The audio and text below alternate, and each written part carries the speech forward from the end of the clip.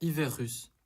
Les matelots ne sont pas équipés pour lutter contre le froid, la neige, l'eau glacée. Le Mirabeau essuie une tempête. Vigne a les vêtements trempés et profite de son temps de repos pour les faire sécher à la chaufferie. Il s'endort, loupe son service et se réveille à l'heure du repas. Le commandant lui demande des comptes. Où êtes-vous passé de 9 heures à 11 heures? J'ai eu une faiblesse, je me suis évanouie dans le faux pont. Y a eu des témoins? Non, j'étais seule. Et vous avez repris connaissance pour aller manger? Vous mentez, vous serez puni. Ah, il faut qu'un évanouissement soit constaté par témoin? C'est très aimable à vous de me punir, maître, et je vous en remercie.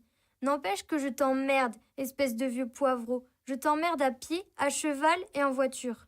Vous m'emmerdez. Vous vous permettez de me tutoyer? Oui, je t'emmerde et je te tutoie. Et après?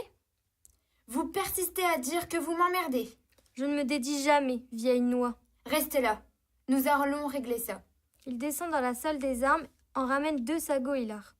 Vigne, répétez vos paroles de tout à l'heure. Volontiers, maître. J'estime que nous devrions avoir des cirés étanches pour la veille au beau soir. Le mien fuit de partout.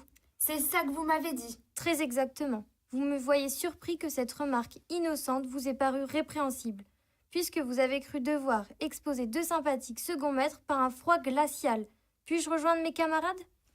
Quelle drôle de façon de causer. Il ne fait l'effet d'être insolent malgré ses airs gentleman. Non, je ne suis pas insolent. Je respecte mes supérieurs chefs. Foutez-moi le camp. Mais nom de Dieu, vous me le payerez. Bolchevique. Maître, je veux me plaindre au commandant en second. Vous m'avez traité de bolchevique, c'est une injure grave. Ces messieurs en témoigneront. Ça va bien. Qu'est-ce qui va bien, maître?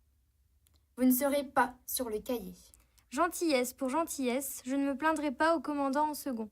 Vous voyez qu'entre gens d'esprit, on finit toujours par s'entendre.